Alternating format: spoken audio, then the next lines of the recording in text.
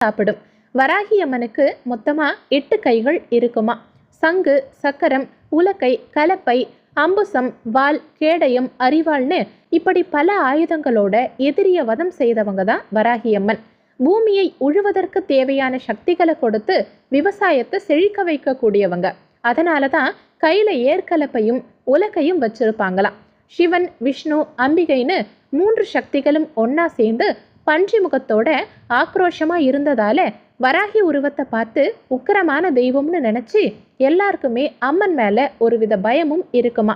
கோபத்துல இவங்களுக்கு நிகர் யாருமே இல்லை. அதே மாதிரி பாசம் காட்டுறதுலையும் பக்தர்களை காப்பாத்துறதுலையும் யாருமே வராகி அம்மனுக்கு நிகர் இல்லைன்னு தான் சொல்லணும். வராகி அம்மனுடைய ரதமா கிரிச்சக்கரம் இருக்குமா. இந்த ரதத்தை காட்டு பன்றிகள் தான் இழுத்துட்டு போகுமா. பஞ்சமி திதியில அவதரிச்சதாலையும் 5ஆவதா பிறந்ததாலையும் பஞ்சங்களை விரட்டக்கூடிய அம்மனை